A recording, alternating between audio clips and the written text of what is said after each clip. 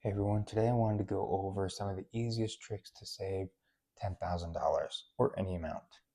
So let's get into it. So the first one, oh man, the first one is Roundup saving and investing. So there's a couple apps out there that do this, but let's say like you spend $10.85 on a burrito, then it will invest the remaining 15%. So it takes 15% to round up to the nearest dollar. So it's going to invest 15 cents for you to invest. Okay. So round up saving and investing is the first thing that you want to do. And this is the easiest, like low risk thing that you can do because you kind of don't really miss the money. I have something that does this for me, and I really don't notice it at all. Even if it costs you like $3 or $5 a month to do this, like it's so worth it just because like this money you really don't end up missing it that much, just because it's like 15, 28, 94 cents at a time, which like don't really hurt me financially, but then in the short term, but really help me out in the long term, right? So it doesn't really hurt in the short term, but it really helps in the long term. Okay. So number two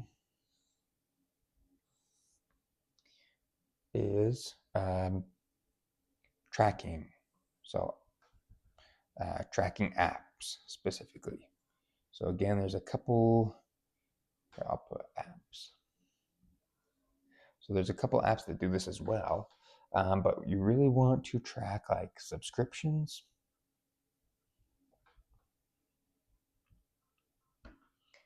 and just like anything like unwanted. Okay. And some of these apps can cancel them for you.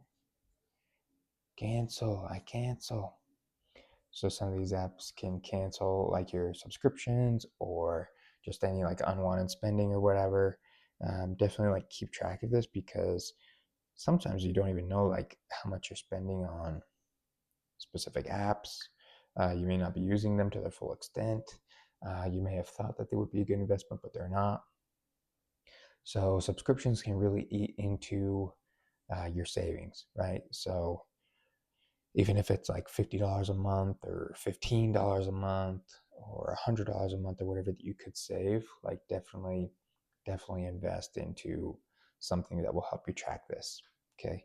So be on top of it. Like don't just assume that you know where your money is going. Like you really should like take a look and write it down and like analyze the trends of your subscriptions and just like the money that you spend in every month. So you can also do this manually. Like a trick that I did was I manually tracked every single expense for like 6 to 8 months, I think, when I was starting my personal finance journey. I would literally like have just like a note, and it wasn't Excel because I wanted to do the math in my head in order to create friction in spending money. So I literally like tracked it myself. I tracked every single subscription whenever it was gonna like pull money out of my bank account, and I tracked every single expense that I had. And this was when I was like 23 or 24, so I was just getting out of college. I didn't have huge expenses because I didn't have like a house or anything, and my car was paid off. But still, like I was buying lunch and then going out and hanging out with friends or whatever, going on dates, right? And like I was spending still quite a bit. So I tracked every single expense in like a note and I categorized it, I added it up. Like I did all this mental math, and I really liked that because one, it showed me where I was spending my money, and then two, the physical like addition and opening up the note and just making sure I type it in correctly and that I'm tracking it, like all of those steps created some friction. So sometimes I would convince myself out of a purchase, right? So if I wanted to like stop at a gas station and buy like a chocolate milk or a body armor or whatever, like a drink or whatever, I would literally trick myself out of it because I was like, I don't want to have to freaking track the expense. So this actually really helped. I would recommend this too. Is like, yes, you can use a tracking app for like the technology, like going deep dive into your finances, but then also like maybe make like a manual component to spending money. So like physically tracking it, have like an Excel sheet, um, have like a note, um, spend cash or whatever. Like some of these may not be like super feasible, like the cash thing, but like tracking, manually noting it down, like creating friction around spending money sometimes is one of the best things that you can do. Okay. Great. Okay. So that's number two. Oh man, I just freaking erased this, but that's number one. I was trying to make that better. Okay. So number three is paycheck splits. So this may this may have to like go through like your HR or something, or you may be able to do it on your payroll app. But what paycheck splits is, and this has actually saved me a lot of money. This has been my favorite out of these four that I'll get into. Paycheck splits has been my favorite because this is again an easy way to not miss money. So like the Roundup apps, I don't miss the money, but it's still small. Okay, and I don't really choose. Like I don't choose if my purchase will be like 1073 versus 1015, excuse me, $10.73 versus $10.15. Like I don't control any of that. Okay, like I just control how much I spend, but I don't control like the cents that go into investing and saving into my app, right? But with the paycheck splits, I can control this. So I currently have, let me think, what's my current? Um, so I currently have like a 92, I believe, a 92 and 8 split. So 92% of my paycheck goes to um, like my regular bank account, and this is where, and I still invest outside of this, right? I still invest like 92%. Excuse me, I don't invest 92%. This 92% is the money that I see in my regular bank account that I check regularly, that I have all my subscriptions, and I have all my payments, and I have all my bills coming out of. Okay, and my investing. I think I already said that, but this is where I have my investing. Okay, 8% is going into a high yield. High yield, and also kind of like hidden. So I don't check the high yield bank account as much, but 8% of my paycheck automatically goes to this hidden bank account. Okay, so I don't check this, at least not that often, probably a couple times a year. And 8% is going into it, and I'm basically living off 92%. I'm assuming this is all the money. And also, like, it doesn't feel like it's 92%. Like 90% is still like the majority of my paycheck. So I don't really miss the 8%. I think when I started this, it was like 97-3 split. So you could do whatever you want. You could do an 80-20 split. You could do a 99-1 split. You could do a 92-8 like me. Like 8% is a significant amount of anybody's paycheck. Okay. So this may have to like go through HR. Like you may have to talk to your payroll people, if possible. Like I really hope it is, but depending on like the payroll service that they use or the app, you may be able to do this yourself. You may be able to go through them, or it may not be possible. I'm sorry if not, but I really hope it is, because this has been like a huge unlock for me. Is just paycheck splits, and again, like this 92% is basically my 100% because I'm not noticing the 8% at all.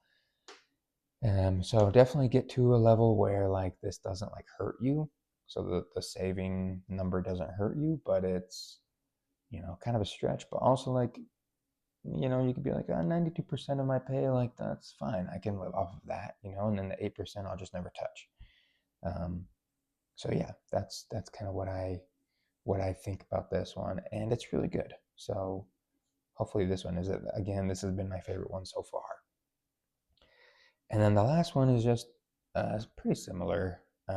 This can be a substitute, or it can be an add-on to step number 3, which is just automatic deposit. So again, like let's say paycheck splits isn't possible, or if it is, like I'm still doing 92% and I still have automatic deposits. So I'll just go over a couple. So I have a $40 a month going into my little guy's account. So like a child account for my little guy. I have $100 a month to my brokerage. Well, one of my brokerages. I have, let's see here. I don't know. This could be whatever you want. I also have $50 a month going into another brokerage. I'll just say this is going into an index fund. I have another $50 a month going into crypto. So you can do a whole bunch of this. And this is automatic, right? Some of this is on the first, some of it is just like you can choose whatever day you want it to be on. I think most of this is on the first for me. But you can choose like what day. Like these apps are so cool nowadays. Like you can choose the frequency, so it could either be monthly, it could be every 2 weeks, it could be on the 1st and the 15th of every month. Like there's so much control, I feel like, with some of these apps now. So find one that you like. I have Fidelity, I have Robinhood, I have Fundrise. Like all these are really cool, but you can choose your own, of course. Do your own research, and I can certainly make some videos on some of my favorites. But automatic deposits are great. You can also do it where, like, you can do it on the day after you get paid or something. So, like, if you get paid every 2 Thursdays, um, the Friday after, you can set up automatic deposits, especially if you don't have the paycheck splits. Um, it's a little more dangerous if you don't have the paycheck splits, just because it hits your account, then it leaves. So it feels like you're like that money is gone versus that money doesn't exist when you don't even see it with the paycheck splits, which I really like, just because I don't check where it goes. But again, to each their own. And I just wanted to share just a couple things to save, your first 10,000 or just $10,000, right?